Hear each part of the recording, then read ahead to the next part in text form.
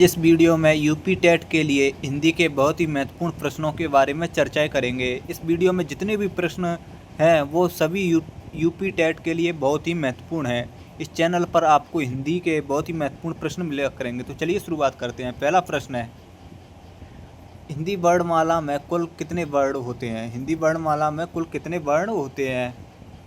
Option है 50, 52, 48 और 56। तो इसका सही उत्तर हो जाएगा 52। ऑप्शन बी सही है। ऑप्शन बी सही है। हिंदी में कुल कितने वर्णमाला है? हिंदी वर्णमाला में कुल कितने वर्ण हैं? तो इसका सही उत्तर हो जाएगा 52। ऑप्शन बी सही है। अगला प्रश्न है, हिंदी में स्वरों की संख्या कितनी है? हिंदी में स्वरों की संख्या कितनी है? ऑप्शन है 10, 11, 13 और 12। तो इसका सही उत्तर हो जाएगा ऑप्शन बी। हिंदी में स्वरों की संख्या वो है 11। ऑप्शन बी यहाँ पर सही हो जाएगा। अगला प्रश्न है, व्यंजन कितने होते हैं? व्यंजन कितने होते हैं मतलब व्यंजनों की संख्या कितनी है? ऑप्शन है 33, 35, 41 और 45। तो इसके सही उत्तर हो जाएगा 33। व्यंजनों की संख्या वो है 33। व्यंजनों की संख्या हिंदी में 33 मानी गई है। ऑप्शन ए यहाँ पर सही हो जाएगा। व्यंजन व्यंजन 25 स्पर्शी व्यंजन है, 4 अंतस्थ और 4 ऊष्म। तो इन सबको मिला करके 33 व्यंजन हो जाते हैं। तो इसका सही उत्तर हो जाएगा ऑप्शन ए 33 व्यंजन। अगला प्रश्न है, राम कौन सी संज्ञा है? राम कौन सी संज्ञा है? ऑप्शन है जातिवाचक, भाववाचक, व्यक्तिवाचक और समूहवाचक। तो इसका सही हो जाएगा व्यक्तिवाचक। राम व्यक्तिवाचक संज्ञा है। ऑप्शन सी यहाँ पर सही है। व्यक्तिवाचक संज्ञाएं वे संज्ञाएं होती हैं जिनसे किसी विशेष व्यक्ति, वस्तु, स्थान आदि के नाम का बोध होता है। मतलब व्यक्तिवाचक मतलब किसी विशेष एक का, और भाववाचक मतलब इसमें भाव मुख्य होता है। समूह में ग्रुप होता है, समूह होता है। जातिवाचक में एक जैसी कई वस्तुएं, व्यक्ति, स्थान आदि आ जाते हैं। तो इसमें पूरी संपूर्ण जाति का बोध होता है। और व्यक्तिवाचक में किसी एक का बोध होता है। तो ऑप्शन सी यहाँ पर सही है। अगला प्रश्न है, मिठास कौन सी संज्ञा है? मिठास कौन सी संज्ञा है? ऑप्शन भाववाचक, जातिवाचक, व्यक्तिवाचक और समूहवाचक। तो इसका सही उत्तर हो जाएगा भाववाचक। ऑप्शन ए सही हो जाएगा। मिठास कौन सी संज्ञा है? तो इसका सही उत्तर हो जाएगा भाववाचक।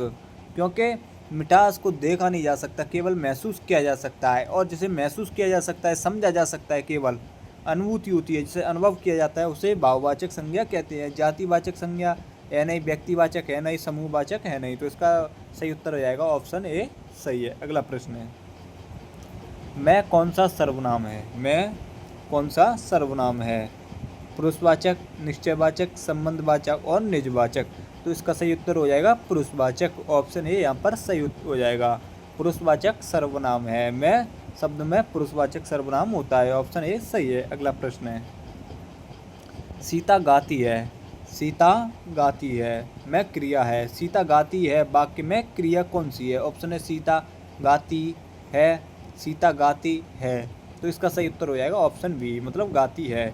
गान जो गाती है वो एक क्रिया है। तो ऑप्शन बी यहाँ पर सही हो जाएगा। अगला प्रश्न है, काला घोड़ा में विशेषण है। काला घोड़ा में विशेषण है। काला घोड़ा दोनों कोई नहीं। तो इसका सही उत्तर हो जाएगा काला, क्योंकि यहाँ पर घोड़ा की विशेषता बताई गई है कि घोड़ा काला है। विशेषण की परिभाषा भी यही है कि वे शब्द जो किसी भी संज्ञा या सर्वनाम की विशेषता बताएं तो वो विशेषण कहलाते हैं। तो यहाँ पर घोड़ा की विशेषता बताई गई है कि घोड़ा कैसा है, तो घोड़ा काला है। ऑप्शन ए यहाँ पर सही हो जाएगा।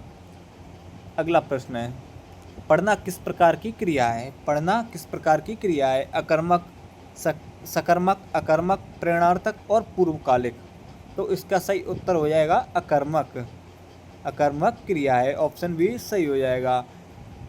क्योंकि पढ़ना यहाँ पर ये नहीं बताया गया है कि इसमें क्या पढ़ रहा है, किताब पढ़ रहा है कि अखबार पढ़ रहा है, क्या पढ़ रहा है वो नहीं बताया गया है। केवल इसमें ये पढ़ना पूछा गया है। अगर इसमें ऐसे बताया जाता कि वह किताब पढ़ता है तो उसमें सकर्मक क्रिया आ जाती थी। इसमें केवल पढ़ना बताया गया है। क्रिया के दो भेद होते हैं, अकर्मक और सकर्मक। तो यहाँ पर अकर्मक क्रिया है इस शब्द में। अगला प्रश्न है, कमल का पर्यायवाची है। कमल का पर्यायवाची है। ऑप्शन है पंकज, जल, फूल, नदी। तो इसका सही उत्तर हो जाएगा पंकज। ऑप्शन ए सही है, क्योंकि जल है नहीं, फूल है नहीं, नदी है नहीं।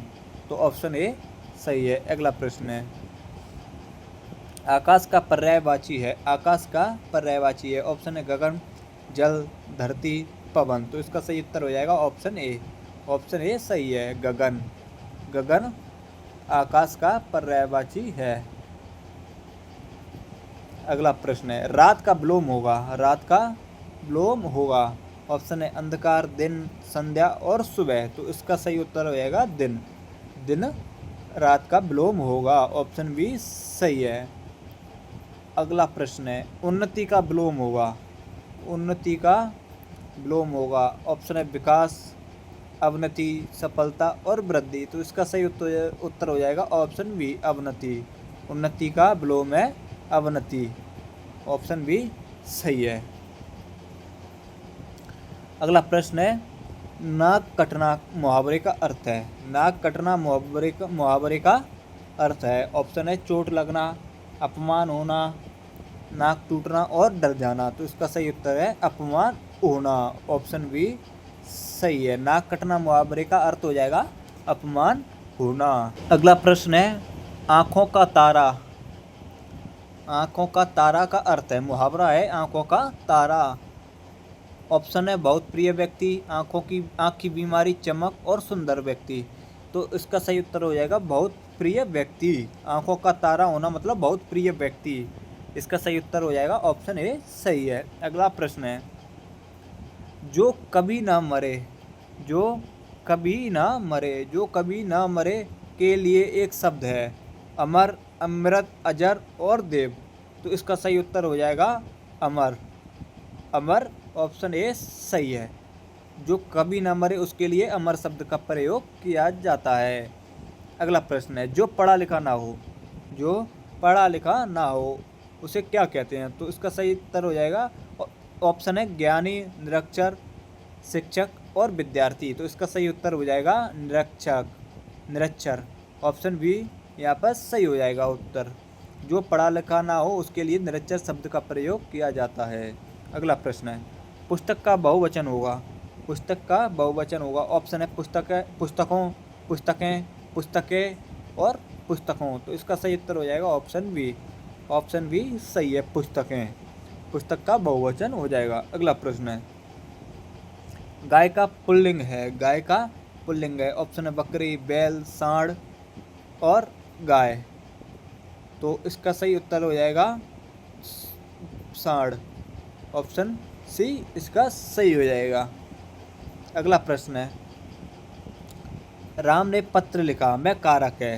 वाक्य है राम ने पत्र लिखा, इस वाक्य में कारक कौन सा है। ऑप्शन है कर्म कारक, कर्ता कारक, संबंध कारक और अधिकरण कारक।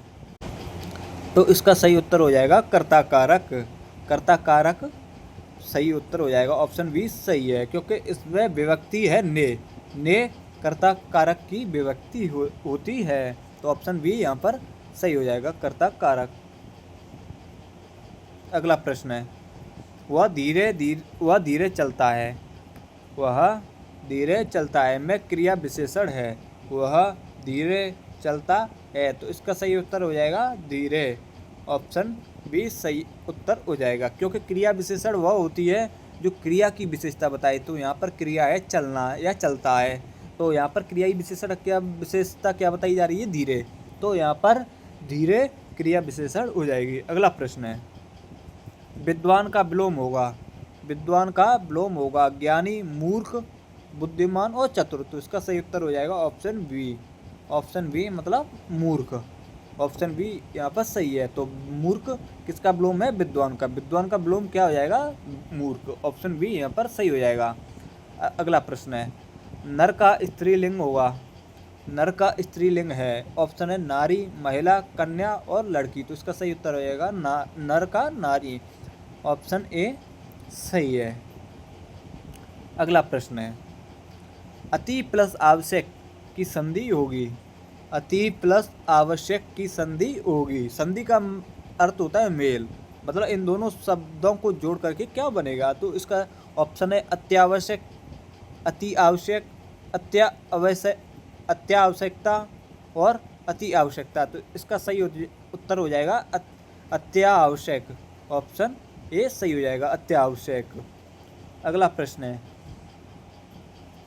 सूरदास किस काल के कवि थे? सूरदास किस काल के कवि थे? ऑप्शन है आदिकाल, भक्तिकाल, रीतिकाल और आधुनिक काल। तो इसका सही उत्तर हो जाएगा सूरदास भक्ति काल के कवि थे। ऑप्शन बी सही हो जाएगा। ऑप्शन बी यहाँ पर इसका सही उत्तर हो जाएगा। सूरदास भक्ति काल के सगुण शाखा के कवि थे। तो ऑप्शन बी यहाँ पर सही है। अगर आपको प्रश्न पसंद आए हो तो चैनल को जरूर सब्सक्राइब करना। इस चैनल पर आपको हिंदी व्याकरण के बहुत ही महत्वपूर्ण प्रश्न मिलेंगे जो कि प्रतियोगी परीक्षाओं के लिए बहुत ही महत्वपूर्ण है।